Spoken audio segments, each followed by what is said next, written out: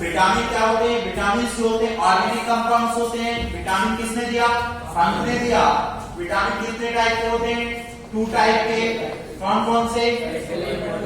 एक fat soluble होंगे, दूसरे वाटर सॉल्युबल होंगे। फैट सॉल्युबल में कौन कौन आएंगे? कीड़ा, ठीक, ADPK और इसमें क्या आएंगे? BC, ठीक। वाटर सॉल्युबल में BC आ जाएंगे। कौन कौन से विटामिन की मैंने ट्रिक बताई थी? Go I can do everything in this, ठीक। तो ये क्या होता है? विटामिन ये होते हैं हमारे। इसके बाद हमने देखा था इनके केमिकल नेम देखे थे। तो विटामिन ए का केमिकल नेम क्या है? रेटिनॉल। दूसरा थियामिन, सी का स्कॉर्बिक एसिड, डी का कैल्सिफेरॉल, ई का टोकोफेरॉल, के का माइलोक्विनोन। अब मुझे डिसऑर्डर से कौन कौन से होते हैं वो बताएगा। कौन बताएगा?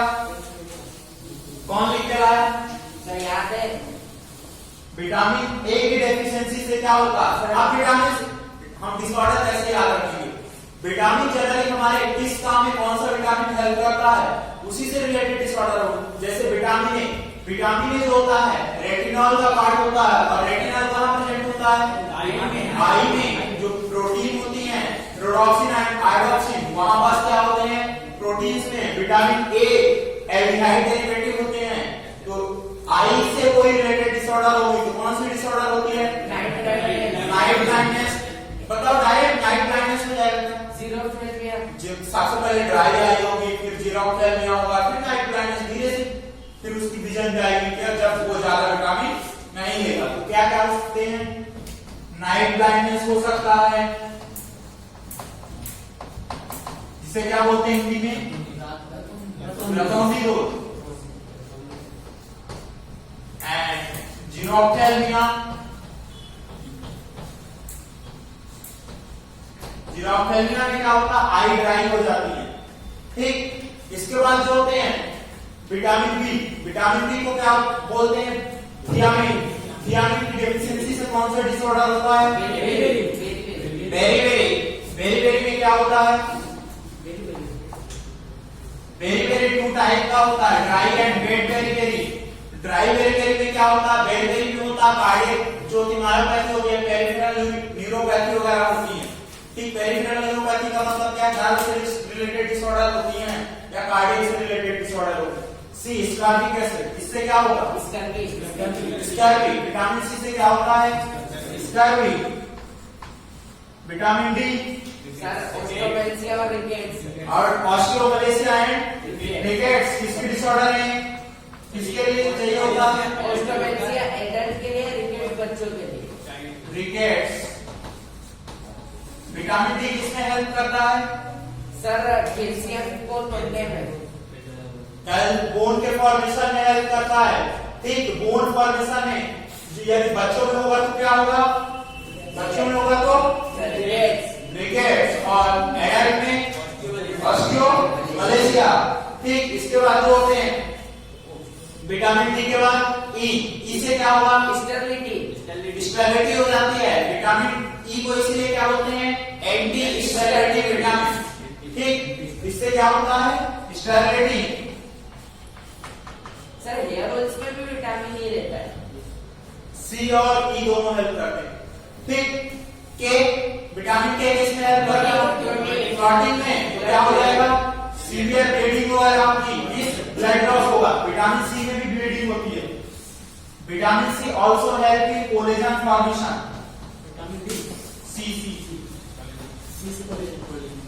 सी से कोलेजन फाइबर फॉर्मेशन याद कर सकते हो, ठीक। विटामिन के इसमें, इससे डिफिशियंसी से क्या होगा? सीवियर ब्लीडिंग होगी। क्या होगा? तो विटामिन के जो होता है क्या करता है? क्लॉटिंग फैक्टर में, क्लॉटिंग में हेल्प करता है। ये डेफिशिएंसी से होने वाले डिसऑर्डर हैं नाइट ब्लाइंडनेस, जीरोफ्थैल्मिया, बेरी, स्कर्वी भी क्या होता है? जनरली ब्लीडिंग होती है, टीथ से ब्लीडिंग कम।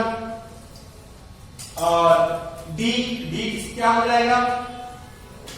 डी से हो जाएगा ऑस्टियोमलेशिया, रिकेट्स हो जाएगा। और ई से हो जाएगा हमारा स्टेरिलिटी, इसलिए इसको क्या बोलते हैं, एंटी स्टेरॉइडल विटामिन कहते हैं। और कैसे, सीवियर ब्लीडिंग वगैरह में, ब्लड क्लॉटिंग में हेल्प करता है। ट्रीट मैंने बताई दी थी, क्या थी इसकी, रक्त एक टाकी, रक्त एक टॉफी, रक्त एक टॉफी,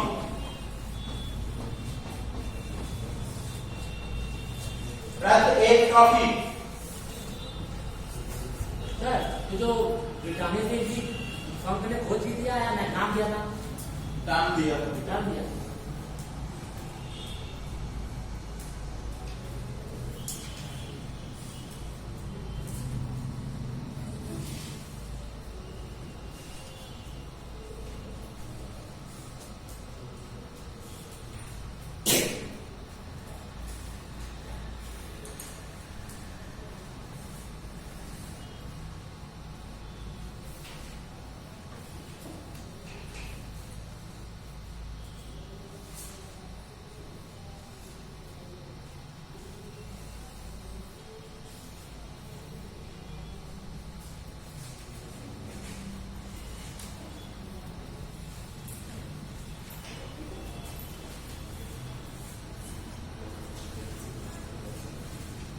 लिख लिया।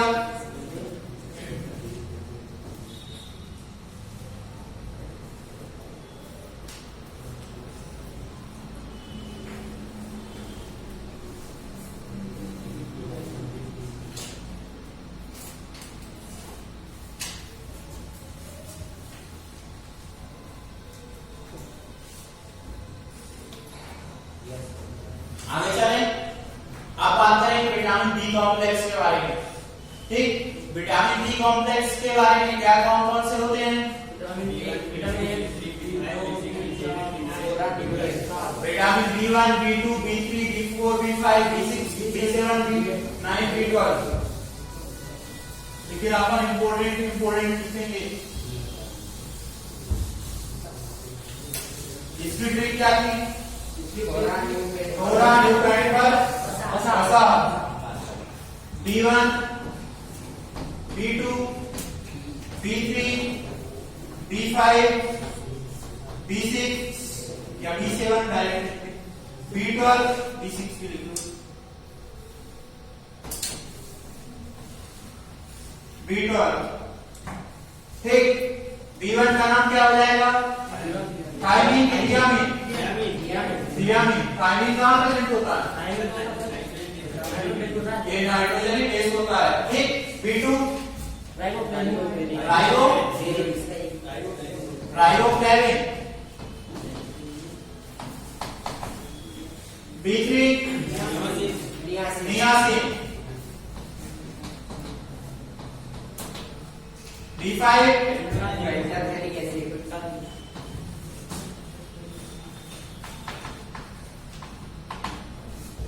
B6,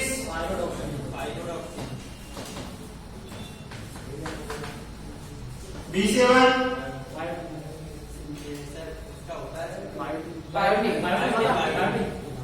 ठीक से भी नहीं याद रख पा रहा। B12,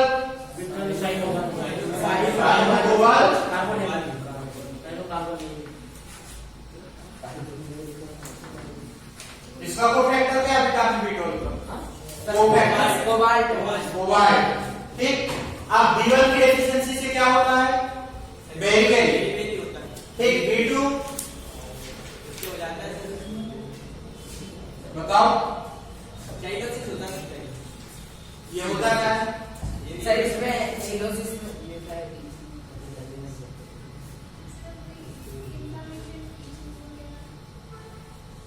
हाँ पर कहाँ पास,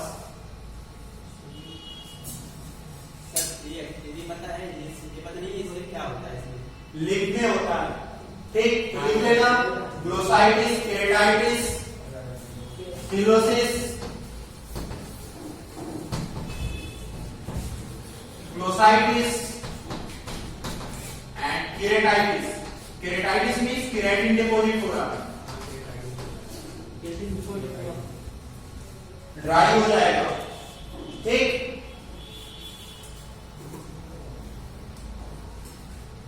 B3, विटामिन B3 का दूसरा नाम D3 का नियासिन 4D विटामिन बोलते हैं। 4D क्यों 4D विटामिन बोलते हैं D3 नियासिन को? क्यों बोलते हैं? क्या क्या होता है इसकी पहले डेफिशिएंसी बताओ, क्या होता है? पैलेग्रा। पैलेग्रा में क्या क्या होता है? मोटे पैर हो जाते हैं। हाँ, इसमें क्या होता है पैलेग्रा के अलावा? इसमें 4D क्यों बोलते हैं विटामिन D3 को? इसमें होता है diarrhoea, dermatitis, dementia, death syndrome.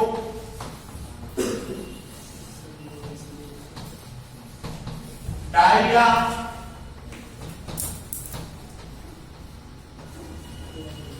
Diarrhoea, dementia, death syndrome.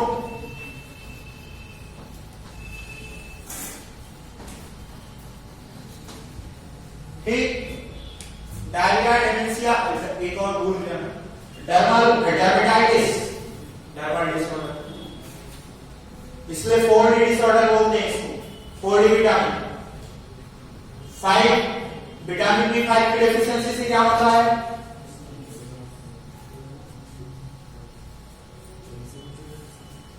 Vitamin B5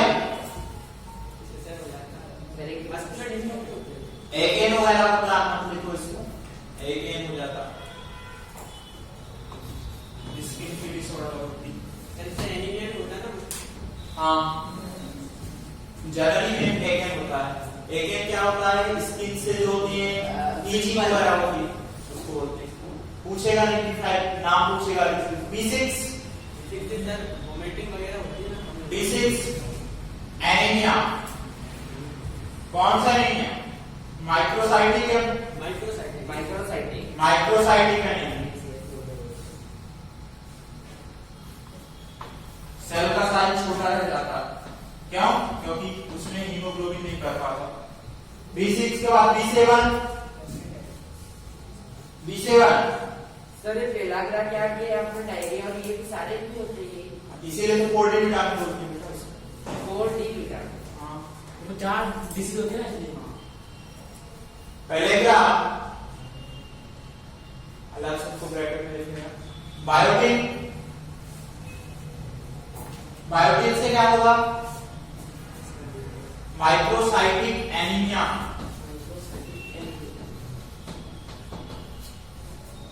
इस बायोटिन से क्या होगा? डायबिटाइटिस। सब एनीमिया जो वर्ड है वो अधिकतर आरबीसी के लिए यूज करते हैं ना। एनीमिया टर्म होता है आरबीसी कम हो या हीमोग्लोबिन कम हो, आयरन काउंट कम हो, सीरम क्रिएटिनिन कम हो, कुछ भी कम हो, उसके लिए एनीमिया टर्म यूज किया जाता है। ठीक, विटामिन B9, B12 से क्या होगा? Pernicious anaemia. विटामिन B9 को अलग से मैंने लिखा है, फोलिक एसिड बोलते हैं, उससे भी क्या होगा? एनीमिया। लेकिन कौन सा एनीमिया? लेकिन कौन सा? मैक्रोसाइटिक, सेल उसमें बड़ी रह जाती है। Macrocytic anaemia.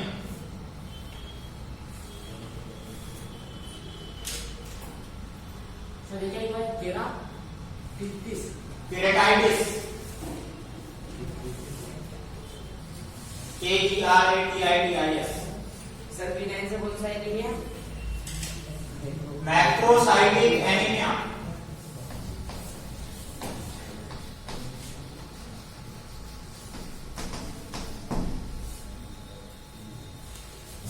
लिख लिया? अब 2-3 क्वेश्चन में और लोग कंफ्यूज होते हैं। एक क्वेश्चन पूछा जाता है कि किसी विटामिन से एनर्जी मिलती है क्या? मिलती है क्या? नहीं मिलती है। तो इनका रोल क्या होता है? मेटाबॉलिज्म में इंपॉर्टेंट रोल प्ले करते हैं, कोफैक्टर का काम करते हैं, डिसीज से प्रिवेंट करते हैं। कुछ विटामिन जो होते हैं एंटीऑक्सीडेंट होते हैं। एंटीऑक्सीडेंट विटामिन कौन से? E and A। ठीक, ये 2-3 क्वेश्चन लिख दिया है तब नेक्स्ट पॉइंट लिख लेना, antioxidant vitamin. Antioxidant vitamin antioxidant vitamin, इसमें क्या आ जाएंगे ए एंड ई, दो विटामिन हो जाएंगे ए एंड ई विटामिन।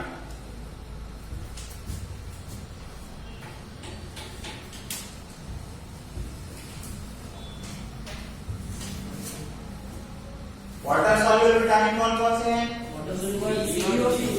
तो ये उसको याद रखने के लिए क्या ट्रिक बना सकते हो, वाटर को W से रिप्रेजेंट करते हैं, BC WBC, ठीक।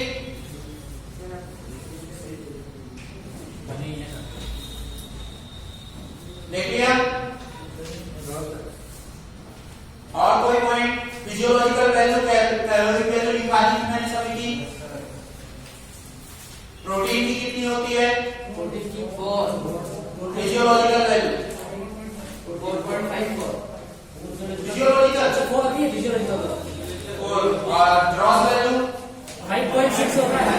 5.65। कार्बोहाइड्रेट की ग्रॉस वैल्यू 4.1। हाँ, और फिजियोलॉजिकल वैल्यू प्रोटीन फैट की 9.45 और फिजियोलॉजिकल वैल्यू 9 होती है। फिजियोलॉजिकल वैल्यू और ग्रॉस वैल्यू में डिफरेंस, सर फिजियोलॉजिकल में हमको भी होती है। ओके। ग्रॉस वैल्यू मतलब हम आइडियल कंडीशन में बॉम्ब को कैलोरीमीटर होता है, उसमें जलाएंगे कितनी भी एनर्जी बर्न होकर हमें निकलेगी, बॉन्ड को तोड़ेंगे, बॉम्ब को कैलोरीमीटर में मेजर करेंगे, ग्रॉस वैल्यू होती है। लेकिन एक्चुअल में मिलती क्या मिलती नहीं मिलती, क्या होता है हीट के उसमें कुछ लॉस हो जाएगी, कुछ कहीं ना कहीं एनर्जी लॉस होती है, ठीक। तो ये क्या हो गया, इसीलिए फर्टिलाइजेशन में और कुछ छूटा है, किसी को कोई डाउट है? विटामिन में लास्ट क्लास में जल्दी इस पे रिवीजन करा दिया। एक पॉइंट और लिख लेना विटामिन के बारे में, इट इज ऑर्गेनिक कंपाउंड। यह ऊपर ये लेना विटामिन जब लिखा होगा, यह कार्बनिक पदार्थ है, इट इज ऑर्गेनिक कंपाउंड, यह कार्बनिक पदार्थ है,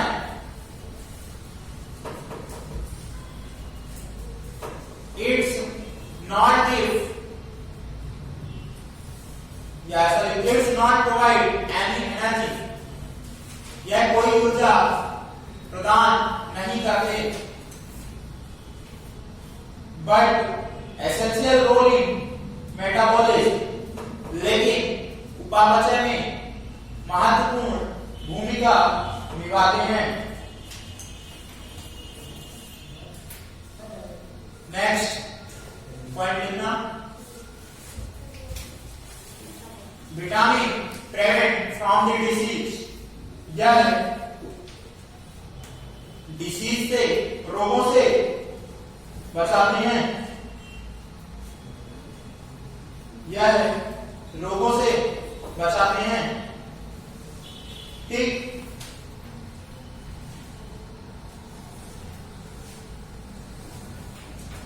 देखिए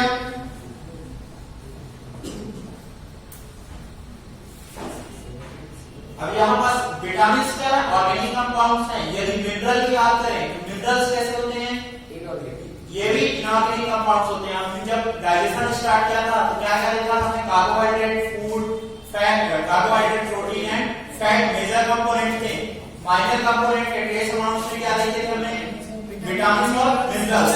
तो मिनरल विटामिन के बारे में हमने देख लिया। मिनरल्स की बात करें तो ये कैसे कंपाउंड्स होते हैं, ऑर्गेनिक या इनऑर्गेनिक, इनऑर्गेनिक। जितने भी आयन होंगे मींस ये सोडियम पोटेशियम वाले फैमिली से आएंगे, ये सब कैसे होंगे, इनऑर्गेनिक। फर्स्ट ग्रुप और सेकंड ग्रुप वाले इनऑर्गेनिक कंपाउंड्स होते हैं, ठीक। कुछ इनऑर्गेनिक कंपाउंड्स के आयंस की बात करें, आयरन का क्या रोल होता है हमारी बॉडी में, आयरन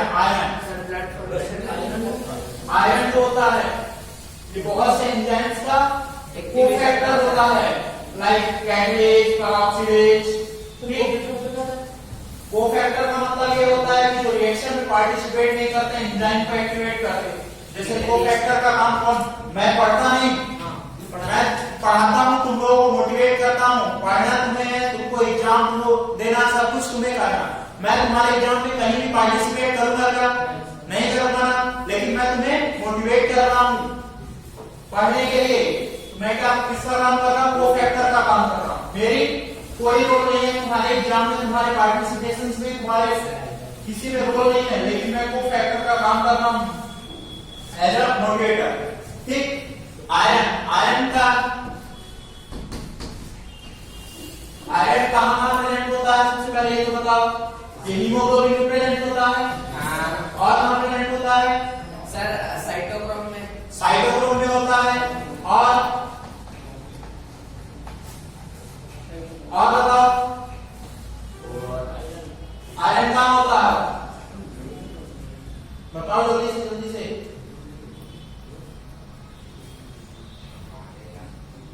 अभी मसल में एक पिगमेंट है बचा हुआ है। मसल में कौन सा पिगमेंट होता है? मसल का रेस्पिरेटरी पिगमेंट मायोग्लोबिन।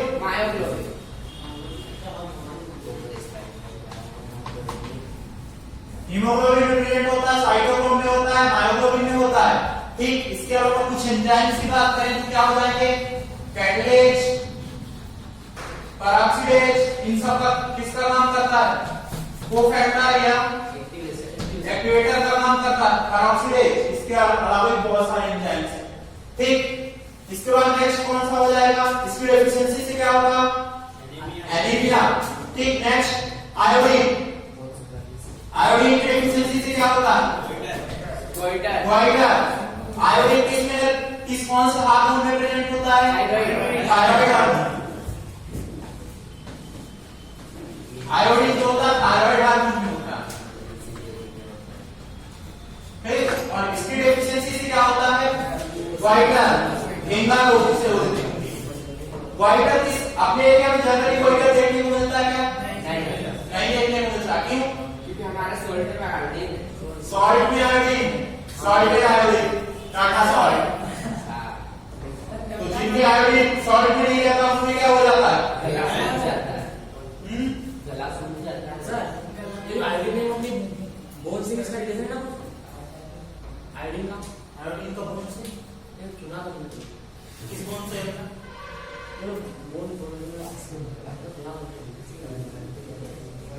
आयोडीन की कमी से गेंदा रोग कहां होता है? गोइटर को गेंदा रोग बोलते हैं। गले में क्या होता है? सूख जाता है। क्या सूख जाता है?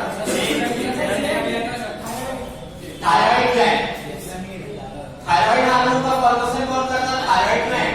थायराइड जब आयोडीन की डेफिशिएंसी होती है एक्चुअली क्या होती है? थायराइड ग्लैंड आयोडीन के अब्जॉर्प्शन के लिए कहां से अब्जॉर्ब करेगी? ब्लड सर्कुलेशन से। तो क्या करती है? अपना साइज को इंक्रीज कर लेती है। इसलिए कहां पास होती है अपनी थायराइड ग्लैंड? यहां पास होती है। ठीक, थायराइड ग्लैंड का साइज इंक्रीज हो जाता है, उसी को गोइटर बोलते हैं। ये हिल्स स्टेशन में ज्यादातर देखने को मिलता है। इस क्यों देखने को मिलता है? क्योंकि वहां पर वाटर होता है।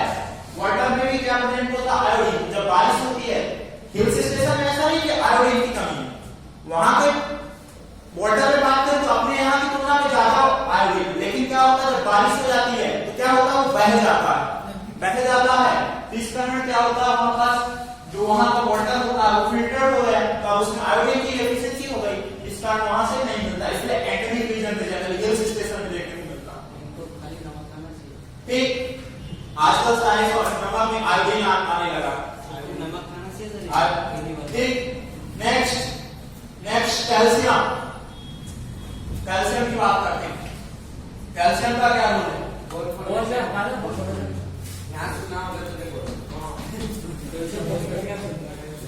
कैल्शियम बोन में, इसके अलावा बोन में हेल्प करते हैं और सेल मेम्ब्रेन भी रहता है।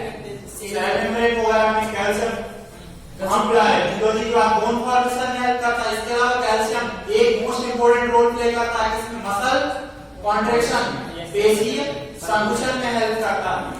ठीक, यदि कैल्शियम की डेफिशिएंसी हो जाती है क्या हो जाता है? पेशीय संकुचन में हेल्प करता है। और इसकी डेफिशिएंसी हो जाए तो क्या होगा?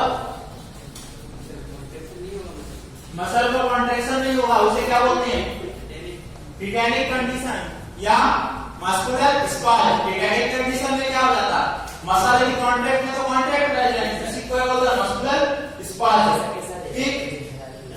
और कौन सा लिखने में हमारे काम कर रहा है? क्या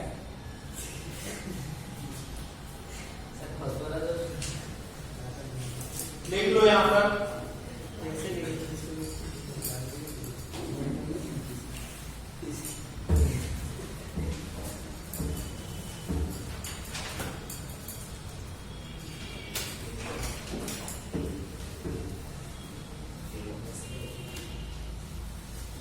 फोन के साथ साथ और कहाँ होगा? टीथ में भी लिख लेना, टीथ में भी कैल्शियम होता है। मसल कॉन्ट्रैक्शन के अलावा ये और कहाँ हेल्प करता है?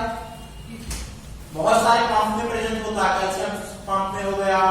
इसके अलावा ये ब्लड क्लॉटिंग, हाँ most important function, calcium blood clotting में हेल्प करता है। ये भी लिख लेना, अभी पढ़ेंगे हम लोग से।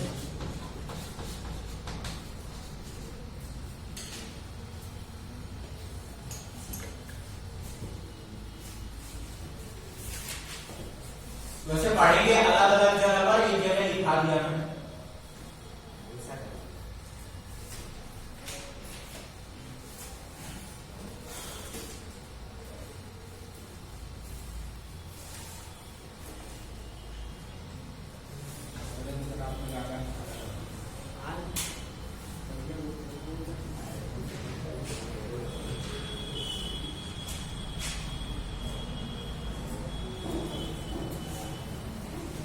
लेके हम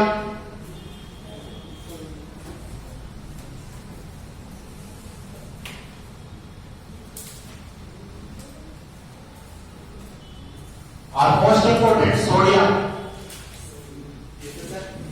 sodium sir sodium potassium electrolyte balance, बहुत सारे काम होते हैं इसके। सर इलेक्ट्रोलाइट इक्विवेलेंस तो उसका भी वर्क है ना क्लोरीन का। मैं इनको सोडियम रोल के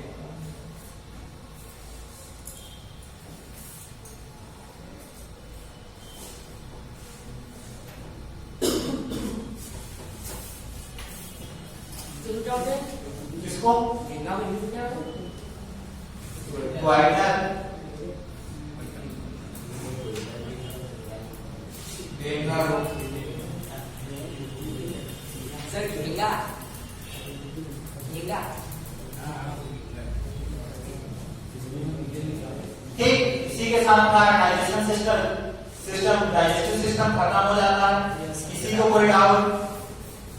सर डीपीएस कल करके लाते हैं। सर कल तो नहीं, मतलब कल लाते हैं। अब बात करेंगे ब्रीदिंग एंड गैसेस एक्सचेंज की। आज से ठीक।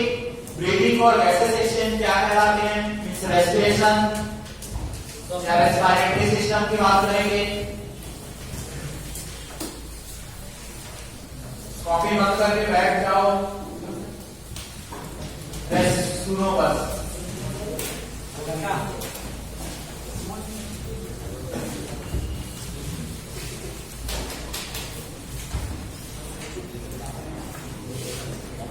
Breathing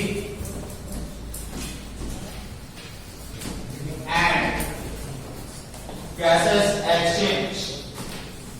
सर रेस्पिरेशन भी पढ़ेंगे। gases exchange ब्रीदिंग को ही जनरली क्या बोल दिया जाता है? रेस्पिरेशन। लेकिन एक्चुअली में रेस्पिरेशन होता नहीं है। ठीक। अब ब्रीदिंग और गैसेस एक्सचेंज, जिसमें हम क्या पढ़ेंगे? पूरा का पूरा रेस्पिरेटरी सिस्टम। Respiratory system. अब रेस्पिरेशन जो है टू टाइप का होता है, एरोबिक एंड एनारोबिक रेस्पिरेशन। ठीक। एनारोबिक रेस्पिरेशन में क्या होता है? ऑक्सीजन की रिक्वायरमेंट नहीं होती है। एरोबिक रेस्पिरेशन में ऑक्सीजन की रिक्वायरमेंट होती है। रेस्पिरेशन की पढ़ लिया होगा तो काम की जरूरत है। ठीक। तो अब जब इनका एनारोबिक रेस्पिरेशन कर रहे थे तो एरोबिक रेस्पिरेशन की रिक्वायरमेंट क्यों पड़ी, इसको हम समझते हैं। देखो जैसे जैसे डेवलपमेंट हुआ तो सबसे पहले क्या बना? Unicellular organism. धीरे से क्या बने? Multicellular organism. ठीक, मल्टीसेलुलर से क्या बना, टिश्यू का नाम, टिश्यू से क्या बना, ऑर्गन का नाम, ऑर्गन से ऑर्गन सिस्टम का नाम। मींस डेवलप होते तो हमारी एफिशिएंसी बढ़ती गई। अब एसेलुलर क्या एनारोबिक रेस्पिरेशन में कितनी एटीपी का फॉर्मेशन होता है, दो एटीपी का। कितनी एटीपी का, दो एटीपी का। अब इतना बड़ा ग्लूकोज का मॉलिक्यूल्स है, इस ग्लूकोज से दो एटीपी का फॉर्मेशन होता है, बाकी सारी एनर्जी लॉस हो जाती है। तो हम इस एनर्जी को कंजर्व करेंगे कि नहीं, जैसे जैसे हमारा सिस्टम, यदि बात किया जाए किसी भी सिस्टम का डेवलपमेंट होता है, जैसे लैपटॉप में हम सिंपल से एग्जांपल बात करते हैं या कंप्यूटर की बात करते हैं, जब से सबसे फर्स्ट बना था तो लार्ज साइज में, बहुत ज्यादा लार्ज साइज में था। अब रखने की दिक्कत आई, उसके साइज को हम कम करते गए। ठीक, आज इतना कम कर दिया कि हम कहीं भी ले जाकर के रख सकते हैं, दूसरी जगह पोर्टेबल हो गया। तो उसी प्रकार यदि हम एनर्जी का लॉस करते तो हमें ज्यादा फूड खाना पड़ता, ठीक, ज्यादा फूड खाना पड़ता तो ज्यादा पैसे खर्च करने पड़ते, किसी के पैसे ज्यादा खर्च हो जाते, अब गरीब इतना खर्च नहीं करता। तो हमें क्या करा, डेवलप होते गए और हमने क्या करना स्टार्ट किया, एनारोबिक रेस्पिरेशन, वायवीय शोषण से क्या फायदा होगा, जो एटीपी 2 एटीपी बन रही थी अब उससे 36 या 38 एटीपी बनने लगी। सर 36 या 38 एटीपी बनने लगी। इससे क्या हुआ, हमें कम अमाउंट में ज्यादा एनर्जी मिलने लगी। नहीं, मींस एक ग्लूकोज मॉलिक्यूल से 2 एटीपी जहां मिलती है हमें कितनी मिलने लगी, 36 या 38। इसलिए हमने क्या किया, एनारोबिक रेस्पिरेशन किया। अब जो लोअर एनिमल्स थे उसमें रेस्पिरेटरी अलग थे, जैसे जैसे डेवलप हो गए तो रेस्पिरेटरी और श्वसनीय अंग जो है वो भी डेवलप होते गए, विकसित होते गए। यदि बात करें हम पोरीफेरा की, तो पोरीफेरा में जनरली क्या होता है, कोई रेस्पिरेटरी ऑर्गन कोई भी नहीं होता, क्या वहां पर जनरली कहां से रेस्पिरेशन होता है, अपनी बॉडी सरफेस से क्या कर लेते हैं, गैसेस एक्सचेंज कर लेते हैं, वहां कोई ऑर्गन नहीं। इसके बाद सिलेंड्रेटा पे चले, टिश्यू पे चले, वहां भी क्या है, कुछ नहीं है। इसके बाद कहां आते हैं, एनिमिडा, वहां है क्या, वहां भी कुछ नहीं है। ठीक है, स्पेशल आर्थ्रोपोडा में है, बहुत सारे हैं, बुक लंग्स, बुक गिल्स। ठीक, इसके बाद किसमें आए हम, मोलस्का में क्या है, गिल्स है जो एक्वाटिक है। यदि एक्वाटिक आएगा तो रेस्पिरेशन के लिए गिल्स आएगा। ठीक, और डेवलप हुए एक्वाटिक एनिमल्स में क्या है, टेरेस्ट्रियल जैसे हुए, फिर क्या डेवलप हुए, लंग्स डेवलप हुए। ठीक, तो लंग्स से क्या हुआ, एफिशिएंसी इंक्रीज हुई कि नहीं। ठीक, तो हमने क्या किया यहाँ पास, हम यहाँ पास क्या करते हैं, रेस्पिरेशन इस चैप्टर में जो पढ़ते हैं हम मेनली हम गैसेस एक्सचेंज पढ़ते हैं। अब होता क्या, हम सबसे पहले क्या लेंगे, एनवायरनमेंट की प्रेशर को या ऑक्सीजन को क्या करेंगे, हम लेंगे और वहां तक पहुंचाएंगे हम लंग्स तक। लंग्स से क्या होगा, गैसेस का एक्सचेंज होगा, कहां जाएंगे वो, ब्लड में, और ब्लड से डिफरेंट ऑर्गन को, ऑर्गन से डिफरेंट सेल को। एक्चुअली काम तो सेलुलर लेवल पर होता है कि नहीं, काम बेसिक यूनिट ही करेगी। बेसिक यूनिट मींस सेल के पास जाएंगे, ब्लड से इवरी कोशिका के पास। अब ये कोशिका क्या करेगी, ऑक्सीजन का यूज करेगी और CO2 रिलीज करेगी। ठीक, ऑक्सीजन का यूज कैसे करेगी, वो सेलुलर रेस्पिरेशन का पार्ट हो जाता है, यहां तक का पार्ट क्या कहलाता है, गैसेस एक्सचेंज। इस सबसे पहले क्या किया हमने, सांस को अंदर लिया, ट्रैकिया से काम पहुंची लंग्स, फेफड़ों में, फेफड़ों से काम हुआ ब्लड में गैसेस एक्सचेंज हुआ। ठीक, ब्लड से कहां पहुंची, शरीर की प्रत्येक कोशिका के पास, सेल के पास। सेल ने क्या किया, उस ऑक्सीजन को यूज कर दिया और CO2 को रिलीज कर दिया। CO2 को भी हमने ब्लड के थ्रू, लंग्स के थ्रू एक्सपायर कर दिया, फिर से रिलीज कर दिया, क्यों, क्योंकि हमारे काम की वो नहीं। ठीक, ये पार्ट क्या कहलाता है, ये पार्ट कहलाता है ब्रीथिंग एंड गैसेस एक्सचेंज। ठीक, और जो यहाँ पास यूज करके CO2 रिलीज कर रही, कैसे कर रही है, उस पार्ट को बोलते हैं हम सेलुलर रेस्पिरेशन, कोशिकीय श्वसन, जो कि हम रेस्पिरेशन इन प्लांट्स में पढ़ते हैं, वहां पास दिया गया है। ठीक, अब सेलुलर रेस्पिरेशन की बात करें तो वहां पास कैसे यूज करती है, मैं थोड़ा सा उसका व्यू दे देता हूं। हमारे पास मान लेते हैं ग्लूकोज है, ग्लूकोज से क्या मिलेगी, हमें एनर्जी मिलेगी। तो इस ग्लूकोज में क्या आपको बहुत सारे बॉन्ड होंगे, तो बॉन्ड को तोड़ने के लिए ऑक्सीजन चाहिए कि नहीं। ठीक, तो इस ऑक्सीजन को तोड़ने के लिए सबसे पहले कौन सी प्रोसेस होती है, ऑक्सीजन ग्लाइकोलाइसिस। ग्लाइकोलाइसिस में किसी को लाइसिस में किसी ऑक्सीजन का यूज नहीं होता, किसी ऑक्सीजन का यूज नहीं होगा। यहां पास क्या होगा, 1 मॉलिक्यूल ऑफ ग्लूकोज से 2 मॉलिक्यूल ऑफ पायरुविक एसिड बनते हैं। ये 6 कार्बन कंपाउंड है, यहां पास 3 कार्बन कंपाउंड। अब इसके बाद क्या आपकी लिंक्स रिएक्शन, ये साइटोप्लाज्म में चलती है। लिंक्स रिएक्शन क्या करती है, इस पायरुविक एसिड को कहां लेके जाएगी, माइटोकॉन्ड्रियल मैट्रिक्स में, माइटोकॉन्ड्रियल के मैट्रिक्स में, ठीक। तो अब क्या होगा, नेक्स्ट साइकिल कौन सी होगी हमारी, क्रेब्स साइकिल। यहां पास क्या होगा, जो पायरुविक एसिड है, एक मॉलिक्यूल ऑफ पायरुविक एसिड को पूरे के पूरे तोड़ दिया जाएगा और CO2, वाटर, ATP, GTP, यहां पास GTP बनता है, ATP नहीं बनता, FADH2 और NADH2 रिलीज हो। हम जनरली देखेंगे तो ग्लाइकोलाइसिस से 2 मॉलिक्यूल्स ऑफ ATP बने, यहां पास एक GTP बना, इस ATP का एक फुल फॉर्म है, ठीक, और NADH2 बना, ठीक। अब FADH2 और NADH2 हमारे काम के नहीं है जब तक ATP में कन्वर्ट नहीं हो। मैंने बताया था सिंपल सा, तुम्हारे पास यहां पास मान लेते हैं $100 है, वो ब्लैक के हैं, जब तक तुम उसको किसमें नहीं कन्वर्ट करोगे, इंडियन करेंसी में, तब तक वो तुम्हारे काम के नहीं है। भाई किसी के पास जाओ, बोलो मेरे पास $10 है, $1 की वैल्यू अप्रॉक्स कितनी होती है, 70 रुपीज के आसपास होती है, 70 रुपए, 72 के आसपास, पता नहीं अभी करंट मुझे नहीं आइडिया, बट 70 के पास, ठीक। तो $1 की वैल्यू कितनी है, समथिंग XYZ जो भी है। अब हम बोले भाई $1 है, लेकिन मेरे पास $10 है, मुझे फ्रूट्स दे दे, वो तुम्हें लाभ ना करवा दे, चल साइड क्या लेके आ गया, देगा क्या, नहीं देगा। तुम बड़े गए तो उससे $1 मेरे पास, देगा क्या, नहीं देगा। लेकिन यही तुम क्या करो, इसी $1 से तुम आओ, 700 रुपए, इसी $1 से तुम कितना, इसी $1 से तुम किसमें कन्वर्ट करो, इंडियन करेंसी में, एनर्जी में, जो इंडियन करेंसी रुपये में, इससे क्या हुआ, अकेले लेने जाओगे आप, बड़े सर आइए आइए आइए आइए आइए सभी बुलाने लगे, नहीं बुलाएंगे नहीं, ठीक। पहले जिसने लाख मार के भगा दिया था, अब और बुलाने लगेगा सर सर करके, सर मेरे यहाँ से ले लीजिए, सर मेरे यहाँ से ले लीजिए, ठीक। तो अभी हमारे काम की FADH2 NADH2 नहीं है, कब काम के होंगे, जब इनको हम ATP में कन्वर्ट करेंगे। ATP में कौन सी साइकिल के थ्रू कन्वर्ट करते हैं हम, कौन सी pathway, ETS, electron transport system या इलेक्ट्रॉन ट्रांसपोर्ट चेन, ठीक। तो ये क्या होता है, ये हमारा पूरा रेस्पिरेशन हो जाता है। तो हम कितना पार्ट पढ़ेंगे, हम ये पार्ट हमारा मिट जाएगा, हमारा पार्ट कितना रहेगा, ठीक, ठीक। तो ये है हमारी ब्रीथिंग एंड गैसेस सेक्शन, जो कि नेक्स्ट क्लास में देखेंगे। आप लोग रिवीजन करते रहिएगा और पढ़ाई करते रहिएगा। हमने एनिमल टिश्यू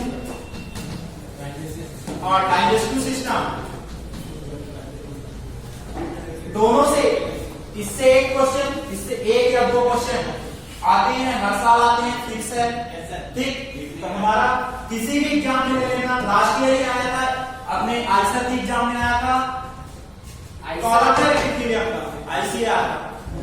आईसर भी होता है, उसका नाम मेरे को ज्यादा आता है।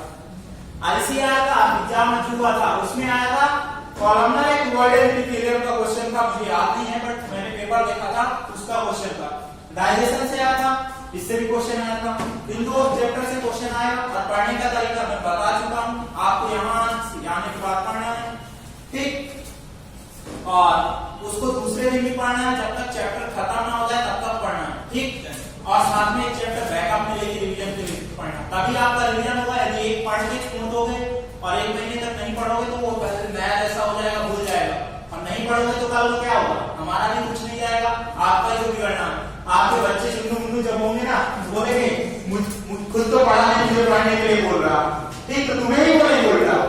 आजकल के बच्चे बहुत एडवांस हो गए, खुद तो पढ़ता नहीं है, आप ये कहां से आ गया, पढ़ता नहीं तो दिन भर पढ़ने के लिए बोलता है, ऐसे बनाए तुम्हारी कोई वैल्यू नहीं है। यदि पढ़ोगे लिखोगे तो बनोगे जवाब, सुना ही होगा, ठीक। और नहीं पढ़ोगे तो क्या करोगे, नहीं पढ़ोगे तो चाय चिल्लाओगे, चाय का ठेला लगाएगा, दूसरा चाय चिल्लाओगे, और क्या करोगे,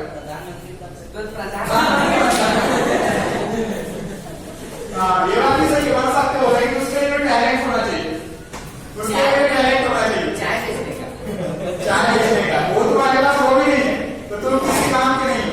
तुम्हारे पास 4 बजने का टैलेंट है। सर मैंने चाय पिया आपने उठोगे ही नहीं गिरी आगे क्या से सुना बना देंगे तो विपक्ष ठीक है ना? तो पढ़ते रहो, स्वस्थ रहो, तंदुरुस्त रहो। Thank you. सर आपकी जिंदगी में फ्रॉड करेंगे